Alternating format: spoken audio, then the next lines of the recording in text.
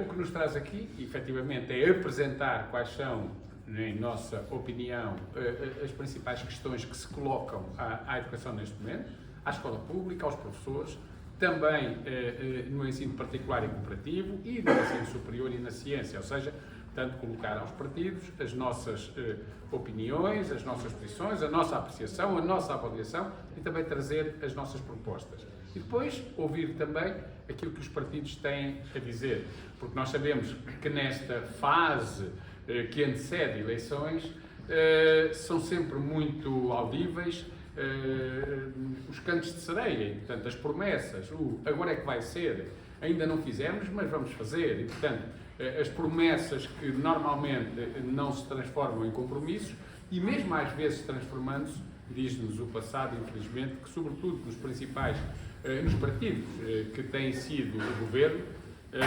depois, muitas vezes até mesmo, havendo um compromisso, há sempre uma justificação, um motivo, uma desculpa para a não concretização. Agora, evidentemente que nós acreditamos que se comprometem, se de facto assumem uma posição, e o histórico, por exemplo, diz-nos, nomeadamente aqui em relação ao PCP, que os compromissos que foram assumidos em defesa da escola pública, dos professores, se têm transformado em propostas concretas, propostas de lei, propostas de resolução na Assembleia da República. Agora, claro, é um momento de atualizar a situação. E eu diria que a situação se caracteriza por três aspectos fundamentais, que foi o que trouxemos a esta reunião e levaremos às outras. O primeiro, efetivamente, é a desvalorização de uma profissão que, fruto de políticas de vários governos, não apenas de que agora cessou funções, mas já para trás, é bem visível. Seja a nível das carreiras, a precariedade que continua por ser eliminada, problemas que têm a ver com as condições de trabalho, incluindo os horários de trabalho, ou o envelhecimento de uma profissão que efetivamente cada vez perde mais jovens, seja porque não os jovens adolescentes não escolhem estes cursos, ainda agora ali falávamos disso, dos cursos de ensino superior só 0,9% dos alunos é que estão em cursos para professores, não chega a 1%, não é? E portanto o que é de veras insuficiente no momento em que a aposentação bate recordes ano após ano, e os 2 primeiros meses deste ano mostraram-nos que em relação aos 2 primeiros meses do ano passado o aumento de aposentados foi superior a 50%. Portanto, é uma situação extremamente preocupante. O segundo aspecto que nós aqui trazemos tem a ver precisamente com a falta de professores e que, no fundo, um decorre do outro, ou seja, a desvalorização da profissão docente leva a que cada vez as escolas tenham um número maior de professores em falta, e isto é uma situação que só tem vindo a ser disfarçada porque nós estamos a bater recordes de contratação de professores que não são profissionalizados, e não sendo profissionalizados deveria ser uma exceção que começa em muitos casos a ser uma normalidade, já, normalidade nas escolas, e depois um terceiro aspecto, terceira grande área, as questões da educação inclusiva. A escola tem que ser inclusiva. Numa sociedade democrática, a escola tem que incluir, não pode deixar ninguém para trás, não pode deixar ninguém de lado, não pode ter ritmos diferentes de aluno para aluno. Tem é que encontrar as respostas para as necessidades específicas de cada um, de maneira a que todos consigam ter sucesso, seja sucesso escolar, seja num plano mais amplo, sucesso educativo. E, portanto, foram estas 3 grandes áreas que nós aqui trouxemos, e todas elas, sendo problemáticas, têm uma só origem: é o subfinanciamento da educação em Portugal. Segundo as organizações internacionais, falamos da Unesco, da Unicef, dessas que atuam na área da educação, os Estados devem disponibilizar 6% do seu produto interno bruto para a educação. Em Portugal estamos a meio, estamos a metade, até já foi superior. Os governos gostam às vezes de falar do número absoluto do financiamento, esquecendo que a riqueza do país, o produto interno bruto aumentando, esse financiamento tem necessariamente de aumentar, até porque também o nível da despesa se torna superior. E, portanto, no fundo, foi isso que aqui trouxemos.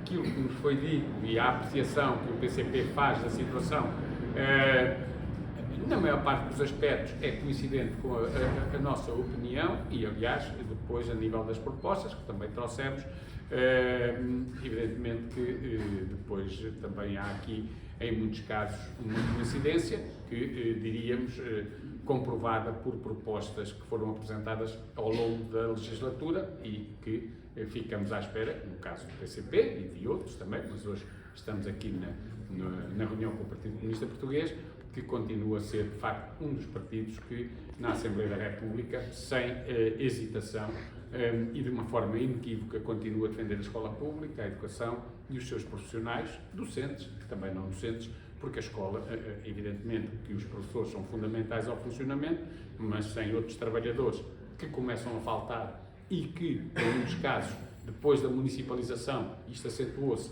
são trabalhadores que dão o seu melhor, mas que não têm formação, às vezes para trabalhar com alunos com necessidades específicas e outras situações. Isso é também um problema que nos preocupa e, por isso, estamos a fazer estas reuniões, esperando que estas eleições e, sobretudo, pós 10 de março, sejam uma oportunidade para fazer efetivamente o que não foi feito, mas que não seja apenas no discurso, seja também nos atos e na prática governativa e parlamentar. Além penso que a posição do tempo de serviço, penso que continua a estar entre as prioridades, que outras propostas consideram? Não, nós relativamente às questões da profissão docente, aquilo que aqui trouxemos foi de facto as questões de carreira, nomeadamente, evidentemente, o tempo de serviço, que é fundamental e que cada vez mais tem que ser uma recuperação rápida, que nós achamos que não pode ir além de 3 anos, por uma razão simples. É porque nós estamos a falar de recuperação de um tempo de serviço que deveria ter começado a ser recuperado em 2018, como na Madeira e nos Açores. E, portanto, este ano que passou, 23, era o último da recuperação. Nós estamos a 24 e nem sequer começou. E, portanto, se pusermos isto em 5 anos, imagino, vai até ao final da década. O que significa que, se for até ao final da década, milhares e milhares de professores que perderam tempo de serviço ficam de mãos a abanar, porque entretanto aposentaram-se ou chegaram aos escalões de topo e, portanto, perderam definitivamente esse tempo. E, portanto, a nossa proposta foi de 3 anos. Mas também trouxemos propostas, no caso da profissão, de eliminação da precariedade, de verificação da regularidade dos horários de trabalho, que são de 35 e não de 50 horas, como foi verificado agora até por nós num estudo que fizemos junto de horários de 5.000 professores do país todo e também questões que têm a ver com o rejuvenescimento da profissão, o que significa, neste caso, haver medidas que, por um lado, valorizem a carreira, valorizem o salário, apoiem os professores deslocados da residência e que são obrigados, nomeadamente em Lisboa, no Algarve, mas não só, a ter uma segunda habitação, às vezes terceira, quando é marido e mulher, cada um vai para um sítio, portanto, a nível da profissão foram essas. A nível da escola inclusiva, da educação inclusiva, que as escolas se esforçam por garantir e que a lei obriga a garantir, é claramente aqui a colocação de docentes, de técnicos especializados, nomeadamente psicólogos e terapeutas, terapeutas da fala e ocupacionais, ou seja, a necessidade de reforçar com recursos humanos as escolas. Sem isso não vai ser possível. Podemos continuar a dizer que a nossa legislação é progressista e que diz que a educação em Portugal é inclusiva, mas depois vem cá a Agência Europeia sobre Inclusão, faz um estudo e a conclusão a que chega é que não é. E depois só passamos a más figuras até no estrangeiro, porque o Sr. Ministro acaba desmentido naquilo que anda por lá a vender. Relativamente às questões da educação em geral e da escola, pois aqui o que nós achamos é que, efetivamente, nós vivemos um tempo de subfinanciamento e o que nós propomos aos partidos é que, progressivamente, e o progressivamente admitimos ao longo da próxima legislatura, o financiamento da educação possa atingir os tais 6% do produto interno bruto. Se atingir os 6% do produto interno bruto, não se resolvem os problemas todos, mas pode eventualmente dar resposta a muitos daqueles que hoje estão a criar grandes dificuldades a que a escola pública continue a cumprir o papel que cumpre e que cumpre, mas que podia cumprir melhor se, de facto, as escolas tivessem o financiamento adequado que não têm. Portanto, no fundo, é em torno disso que nós temos reunido e as propostas que trouxemos, deixámos um dossiê bastante composto com as nossas posições e com as propostas que também temos. A falta de professores, claramente que é resolvida também. No imediato, porque formar professores não é de um dia para o outro, de imediato passa por voltar a recuperar os quase 20.000 que saíram. No imediato tem que ser assim, portanto, até porque os que estão a chegar à profissão, nomeadamente este ano, em que saíram 3.521 professores para a aposentação, são pouquíssimos, chegaram um pouco mais de 600. E por isso, quando uma profissão nestas condições, se não recuperar os 20 mil que saem, nem sei, porque ano após ano são sempre muito mais os que saem do que aqueles que chegam. E nós não podemos ter uma profissão que ano após ano vai resolvendo os problemas à custa de outros diplomados que não quiseram ser professores quando foram para o ensino superior, mas eventualmente por falta de emprego, eventualmente por, enfim, em alguns casos até acumulando com outros empregos, vêm dar aulas. A profissão de professor é uma profissão que tem que ser assumida a tempo inteiro, em exclusividade, achamos nós. E, portanto, tem que ser com professores devidamente qualificados, profissionalizados, eventualmente até convidando alguns dos que hoje têm habilitação própria a profissionalizarem-se e a optarem pela nossa profissão. Tudo bem, é assim, mas não pode ser de ano após ano ir alargando ou baixando o nível da formação para conseguir garantir que tenhamos professores. Então, um dia destes estamos a fazer como no Reino Unido, que os jovens acabam o ensino secundário e vão dar aulas no secundário porque não há ninguém que queira dar para além se tiver outro curso ou outra formação, e esse não é o caminho. Deixa-me só perguntar-lhe a questão do tempo da recuperação do tempo de serviço dos professores, se para vocês, para a FEMPROF, deve ser uma prioridade ou principal prioridade para o próximo governo, logo no arranque da nova legislatura?